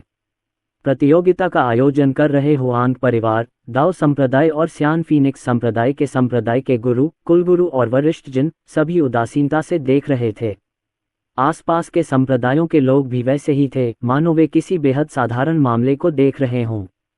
उनके लिए मेडिकल भगवान संप्रदाय के साथ एक सच्चे शिष्य का व्यवहार पर्याप्त था। उन्हें कोई कार्रवाई करने की आवश्यकता नहीं थी, खासकर तब जब कोई भी हस्तक्षेप करके उन्हें और श्री जोशी को अपमानित करने का साहस नहीं कर सकता था। इस समय श्री जोशी चौक के बीचों बीच स्थित मीनार पर बैठे प्रसन्न भाव से ये दृश्य देख रहे थे। उन्होंने मुट्ठियां भींच लीं और बुदबुदाए, अर्जुन, अगर तूने आने की हिम्मत की तो मैं तेरी दिव्य आत्मा को नष्ट कर दूंगा। इस बार कोर टावर के लोग भी तुम्हें नहीं बचा पाएंगे। उन्होंने खुद को पहले ही बंद कर लिया है और किसी को नहीं पता कि वहां क्या हो रहा है। किसी के लिए भी आकर तुम्हें बचाना नामुमकिन है। हर कोई मेडिकल भगवान संप्रदाय के विनाश की प्रतीक्षा कर रहा था। ऐसा इसलिए था क्योंकि पिछली प्रतियोगिता में अर्जुन ने उन्हें अपमानित किया था। अर्जुन के हाथों जो अपमान उन्हें सहना पड़ा था, उसे मिटाने के लिए उन्हें अर्जुन और उसके संप्रदाय का सफाया करना पड़ा। खांसी, खांसी, खांसी। प्रिया, रो मत, मृत्यु मानव स्वभाव का हिस्सा है। ध्रुव ने प्रिया की ओर देखा और मुस्कुराया। आज मैं तुम दोनों को भागने में मदद करने की पूरी कोशिश करूंगा। अगर मुझे खुद को भी खत्म करना पड़े तो भी मैं तुम दोनों को सुरक्षित रखूंगा। उसने गहरी सांस ली और फेंग शुआन की तरफ देखा, फिर मुस्कुराया और प्रिया से कहा, भागने के बाद अर्जुन को चुपचाप रहने के लिए कहना। उससे कहना कि जब तक वह सर्वोच्च सम्राट के राज्य में न पहुंच जाए तब तक वह प्रकट न हो। बदला तो बाद में लिया जा सकता है। उसने मन ही मन सोचा, अर्जुन, मुझे डर है कि मैं तुमसे अगले जन्म में ही मिलूंगा। मुझे उम्मीद है कि मुझसे बदला लेने के लिए तुम अपना जीवन व्यर्थ नहीं गंवाओगे। मालिक, मालिक, आपको भाग जाना चाहिए। मैं खुद को नष्ट कर लूंगा और आपको समय दूंगा। मुझे एक खजाना मिला है। हालांकि मैं इस आदमी को मार नहीं सकता, लेकिन मैं खुद को नष्ट करके इस खजाने को सक्रिय कर सकता हूँ, जिससे सियान फीनिक्स संप्रदाय के लोग कुछ समय के लिए रुक जाएंगे, बूढ़े सेन ने धीरे से कहा। उन्होंने अपने शिरोबिंदुओं में रक्तसार को सक्रिय कर दिया और सियान फीनिक्स संप्रदाय के लोगों को विलंबित करने के लिए आत्मविनाश की तैयारी शुरू कर दी। यही एकमात्र तरीका था जिसके बारे में वह सोच सकता था। इस समय कोई भी उनकी मदद नहीं करेगा और कोई भी उनकी मदद नहीं कर सकता। इसलिए उनके लिए जीवित निकलना उनके स्वामी के जीवित निकलने से अधिक महत्वपूर्ण था। गुरुजी, मेरी एक ही विनती है। भविष्य में जब जूनियर भाई अर्जुन सियान फीनिक्स संप्रदाय को नष्ट कर देगा तो कृपया फैंग जुवान का सिर स्मारक के रूप में मेरी कब्र के सामने रख दें। जूनियर मार्शल ब्रदर, मुझे डर है कि मैं अब आपको कभी नहीं देख पाऊंगा। अब से आपको अच्छी तरह से रहना होगा। क्या तुम सब की विदाई हो गई? फैंग शुवान मुस्कुराया, मानो किसी शिकार को देख रहा हो जो अपनी मौत के दर्द से जूझ रहा हो। तुम दोनों आगे बढ़ो और ध्रुव का जितना चाहो इलाज करो। वह तो वैसे भी मरने वाला है। वह ठीक हो जाएगा, फिर मर जाएगा। शायद इस तरह ज्यादा मजा आएगा। ये कहते ही फेंग शुआन की मुस्कान और भी विकृत हो गई। उसने शुद्ध सफेद तलवार पकड़ ली और मन ही मन सोचा, अर्जुन, मेरे कनिष्ठ शिष्यों को मारने और ईशा चुराने की यही कीमत तुम्हें चुकानी पड़ेगी। इंतजार। तभी एक युवक अकेला खड़ा हुआ और फैंग जुवान की ओर इशारा किया। फैंग जुवान, तुम बहुत घमंडी हो। अगर तुम में क्षमता है तो अर्जुन को ढूंढो और उससे लड़ो। तुम मेडिकल गॉड संप्रदाय के लोगों को क्यों धमका रहे हो? क्या तुम अब भी आदमी हो? तुम खुद को क्या समझते हो? फैंग शुवान ने लापरवाही से हाथ हिलाया और उस युवक को भगा दिया। अगर तुम्हारे मालिक न होते तो मैं तुम्हें इस तरह बात करने के लिए मार डालता। ऐसा कहने के बाद फैंग जुबान ध्रुव और अन्य लोगों की ओर चला गया। उसकी आंखें उदासीन थीं, जैसे उसने उन तीनों की ओर देखा और उदासीनता से कहा, आज चाहे कोई भी आए तुम्हें कोई नहीं बचा सकता। हाँ, मैं अब तुम्हें तुम्हारे रास्ते पर भेज दूंगा। हालांकि इससे पहले कि फैंग जुबान अपनी बात पूरी कर पाता, दूर से एक धीमी आवाज आई। क्या आप सचमुच उन्हें छूना चाहते हैं? आवाज शांत और जानलेवा थी। मेडिकल गॉड सेक्ट के पक्ष में बोलने के लिए शुक्रिया भाई, बाकी मुझ पर छोड़ दो। सभी की निगाहें तुरंत आवाज की दिशा में मुड़ गईं। दूर से एक श्वेत वस्त्रधारी युवक धीरे धीरे नीचे उतरा, मानो कोई अमर पुरुष नश्वर संसार में उतर रहा हो। उसके बगल में नीले वस्त्र पहने 4 युवक खड़े थे, जिनमें से प्रत्येक से भयानक आभा निकल रही थी। सफेद वस्त्र पहने युवक जमीन पर उतरा। उसके काले बाल हवा में नाच रहे थे और वह वीर लग रहा था। रक्त ऊर्जा की 9 धाराएं उसके शरीर को घेरे हुए थीं। अर्जुन यहाँ था। वहां मौजूद सभी लोग दंग रह गए। किसी को उम्मीद नहीं थी कि अर्जुन सचमुच आने की हिम्मत करेगा। ये निस्संदेह एक जाल था। क्या अर्जुन पागल हो गया था? क्या वह यहाँ मरने आया था? अर्जुन कुछ कदम आगे बढ़ा। ध्रुव की चोटें देखकर उसकी आंखें क्रोध से भर आईं। वह फटने ही वाला था। चिकित्सा देव संप्रदाय अर्जुन के लिए वर्जित था। जो कोई भी इसके विरुद्ध कार्य करने का साहस करता, वह निश्चित रूप से मारा जाता। जब वह ईस्ट कॉइन झील में गिरा था, यदि ध्रुव न होता तो वह आज उस स्थान पर नहीं होता जहां वह है। जब अर्जुन ने फेंग शुआन की तरफ फिर से देखा तो उसकी आंखें ठंडी हो चुकी थीं। वह फेंग शुआन को मार डालना चाहता था। यदि वह समय पर नहीं पहुंचे होते तो मास्टर, वरिष्ठ बहन और वरिष्ठ भाई यहीं मर गए होते। हालांकि चूंकि वह यहाँ था, इसलिए सियान फीनिक्स संप्रदाय का कोई भी व्यक्ति इस स्थान को जीवित नहीं छोड़ पाएगा। सबकी निगाहें अर्जुन पर टिकी थीं, असमंजस और आश्चर्य से भरी हुई। क्या यह आदमी अपने सामने की स्थिति का अंदाजा नहीं लगा सकता था?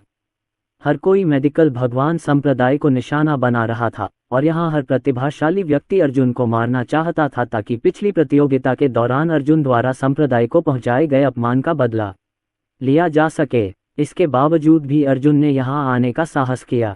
क्या वह अब और जीना नहीं चाहता था? अर्जुन, तुम बिल्कुल सही समय पर आ गए। मैं आज तुम्हें मार डालूंगा। ऐसा लगता है कि इन 3 कूड़े के टुकड़ों के अंतिम शब्द कहने का इंतजार करना सार्थक था। फैंग शुआन के चेहरे पर एक अजीब सा भाव था। उसने अपनी शुद्ध सफ़ेद तलवार निकाली और सोचा कि तलवारों की एक पंक्ति बनाकर अर्जुन को धीरे धीरे मारने से पहले उसे रोक लेगा। वह चाहता था कि सभी संप्रदाय उसे अर्जुन को बेवकूफ़ बनाते हुए देखें। इस कूड़े के टुकड़े को मारने के बाद ईशा मेरी हो जाएगी। ईशा स्वर्ग की एक गौरवान्वित बेटी थी। वह इस तरह के कचरे के साथ कैसे रह सकती थी? ये स्वर्ग के उपहार की बर्बादी थी। अर्जुन, 3 चालों में ही मैं तुम्हारे सभी मेरिडियन नष्ट कर दूंगा। तो फिर मैं तुम्हें धीरे धीरे मारूंगा। फैंग शुआन पागलों की तरह हंसा और हाथ में शुद्ध सफ़ेद तलवार लहराने लगा। तलवार की नोक से शुद्ध सफ़ेद तलवार क्यू की 5 धारियां निकली और 5 दिशाओं में मडरा गईं। फिर रोशनी चमकी और तलवार क्यू की 5 धारियां फैलने लगीं, एक दूसरे से जुड़कर एक शुद्ध सफ़ेद पंचीग्राम का निर्माण करने लगीं। उसने अपने बाएं हाथ से पंचीग्राम के केंद्र की ओर इशारा किया। जैसे ही तलवार की क्यू की कई धारियां निकलीं, सफ़ेद पंचीग्राम अर्जुन को रोकने के लिए आगे की ओर उड़ गया। झंकार, टकराना। अर्जुन ने 2 उंगलियां फैलाईं और 2 ऊर्जा तरंगें छोड़ी जिनसे शुद्ध सफ़ेद पंचीग्राम चकनाचूर हो गया। फिर लगभग तुरंत ही ऊर्जा तरंगें फैंग शुआन की छाती से टकराईं। पुची। फैंग जुबान को लगा कि उसका शरीर अनियंत्रित रूप से पीछे की ओर गिर रहा है। अभी क्या हुआ था? वह कुछ कदम पीछे हटा और खुद को संभाला। उसने अपना सिर नीचे किया और अविश्वास से अपनी छाती में खून से लाल हड्डियों को देखा। असंभव, असंभव, यह असंभव है। मैं 8वें स्तर का दाओयुआन क्षेत्र विशेषज्ञ हूँ। ये छोटा सा बदमाश मेरी संरचना को कैसे तोड़ सकता है? मैं इसके द्वारा घायल कैसे हो गया? अर्जुन, क्या ये छोटा सा बदमाश सिर्फ एक संत लोक का साधक ही नहीं था? क्या वह एक आंतरिक संप्रदाय के शिष्य से भी कमजोर नहीं था? वह मेरे जैसे सच्चे शिष्य को कैसे चोट पहुंचा सकता है? कुछ भी असंभव नहीं है। आज तुम्हारा पूरा संप्रदाय तुम्हारे साथ नरक जाएगा। अर्जुन की अभिव्यक्ति बर्फ जैसी ठंडी थी जब वह सियान फीनिक्स संप्रदाय के सदस्यों को घूर रहा था। उसने अपना दाहिना हाथ थोड़ा ऊपर उठाया और उसकी हथेली से रक्त ऊर्जा रिसने लगी। ये तेजी से रक्त लाल चाकुओं में बदल गई, जो तेजी से फैंग जुबान की ओर उड़े। यदि वह न आते तो मेडिकल भगवान संप्रदाय के सदस्यों की मृत्यु निश्चित थी। सियान फीनिक्स संप्रदाय, ये फिर से वही संप्रदाय था। वे सचमुच मौत को दावत दे रहे थे। हालांकि यह आखिरी बार होगा। ऐसा संयोग ही हुआ कि सियान फीनिक्स संप्रदाय के बुजुर्ग, संरक्षक, सच्चे शिष्य और मुख्य शिष्य सभी यहाँ मौजूद हैं। मैं तुम सबको एक साथ मार डालूंगा, फिर तुम्हारे संप्रदाय पर आक्रमण करूंगा और उसे हमेशा के लिए नष्ट कर दूंगा। फैंग शुआन अपनी ओर उड़ते हुए खून के रंग के चाकुओं को घूर रहा था। ये युद्ध तकनीक उसकी तकनीक से काफी मिलती जुलती थी, लेकिन वह उसे रोक नहीं पाया।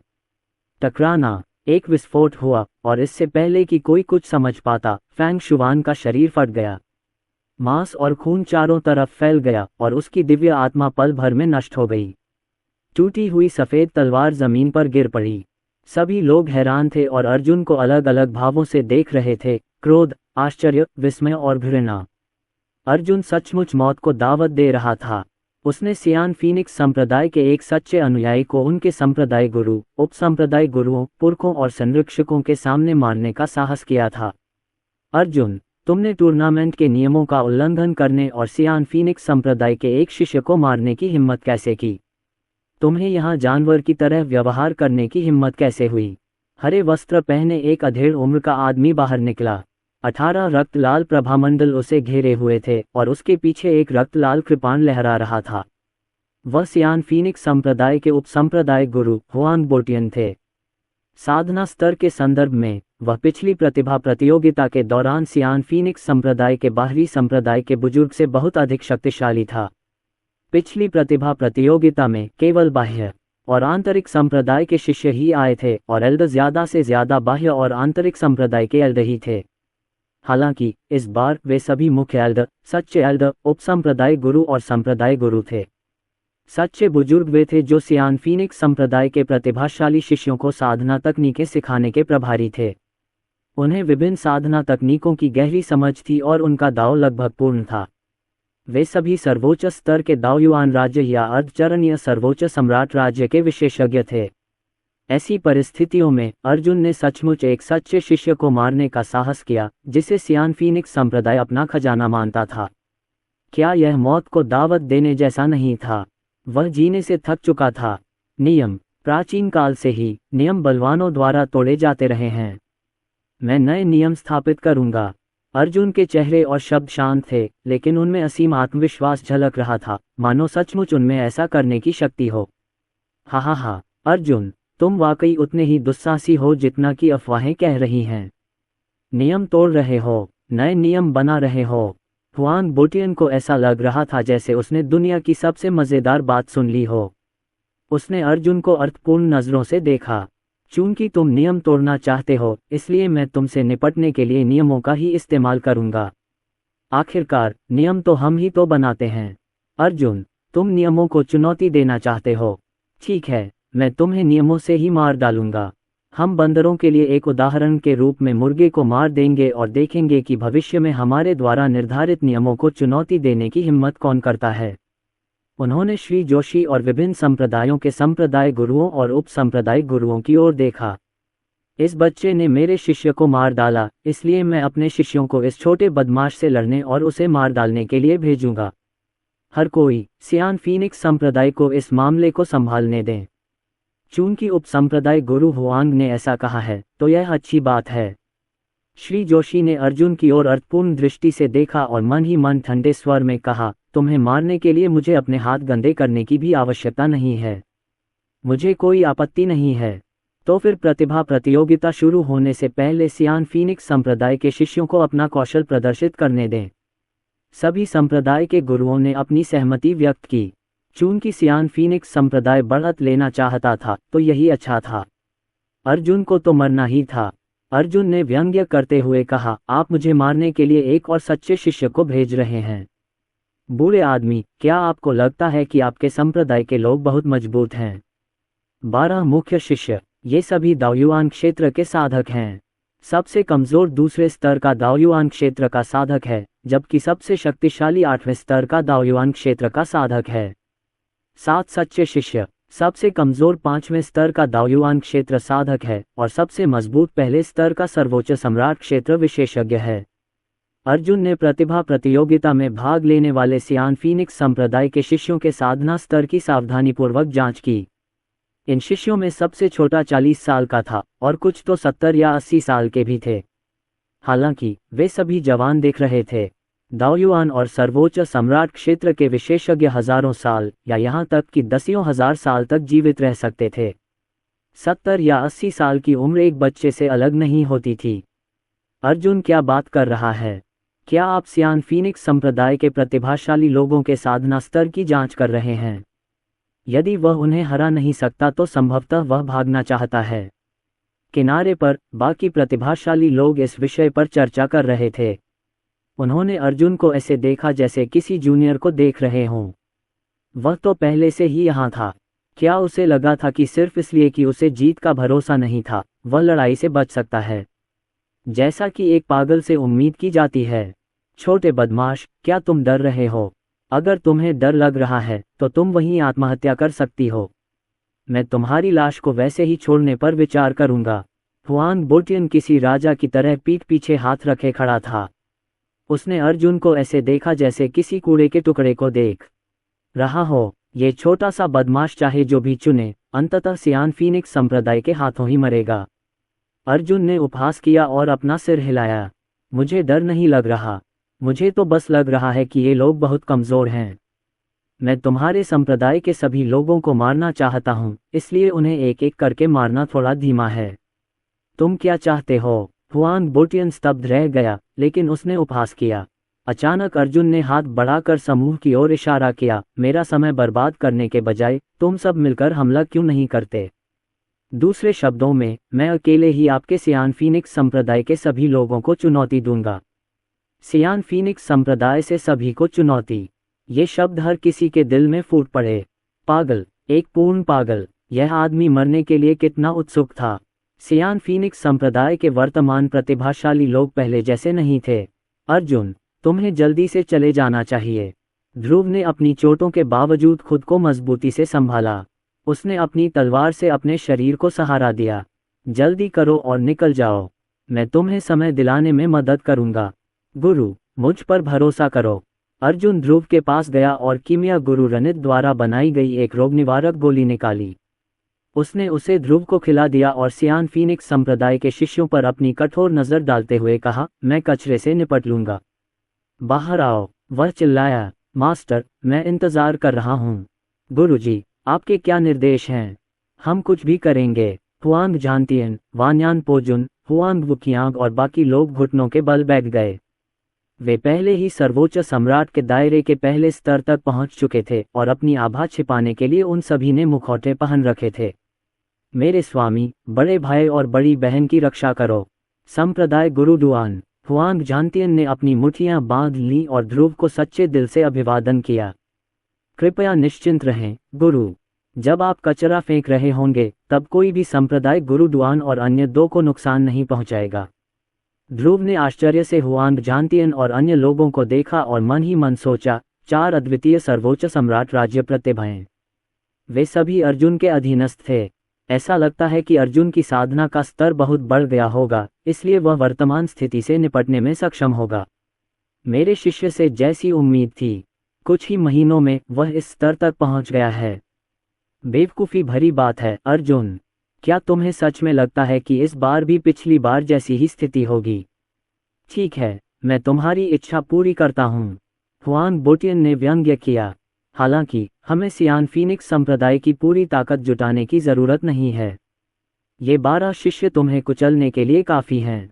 उनमें से प्रत्येक आपको विघटित कर सकता है और आपकी दिव्य आत्मा को नष्ट कर सकता है। उन्होंने हाथ हिलाकर 12 मुख्य शिष्यों को एक अखाड़े में पहुंचाया। उन्होंने भीड़ पर नजर दौड़ाई और कहा, सब लोग, आज मेरा सियान फीनिक्स संप्रदाय आपको एक प्रदर्शन देखने के लिए आमंत्रित करता है। मैं आपको बता सकता हूँ, इस छोटे से कमीने अर्जुन को आज हमारे संप्रदाय के शिष्यों द्वारा वध किया जाएगा। धन्यवाद, उप संप्रदाय मास्टर हुआंग। हमने बहुत समय से कोई फांसी नहीं देखी है। ठीक है, उस छोटे से कमीने अर्जुन की जिंदा खाल उतार दो। ये बहुत संतोषजनक होगा। विभिन्न संप्रदाय और उपसंप्रदाय के गुरुओं ने मुट्ठी बांधकर हुआन बोटियन को धन्यवाद दिया। चौक में सभी लोग जल्दी से अपनी अपनी जगह पर बैठ गए और फांसी का दृश्य देखने लगे। शिष्य दर्शक मंच पर बैठे थे और संप्रदाय के गुरु, संरक्षक, बुजुर्ग और कुनलुन पर्वत की 9 प्रतिभाएं ऊंचे मंच पर खड़े होकर ये दृश्य देख रहे थे। 12 मुख्य शिष्य, 3 चालें पर्याप्त हैं। अर्जुन अखाड़े में कूद पड़े। उनके शरीर पर पंचरंगी आभा छाई हुई थी जो विशेष रूप से मनमोहक थी। तुम सब मर गए। उसके शरीर के चारों ओर रक्त लाल आभा हत्या के इरादे से भर गई।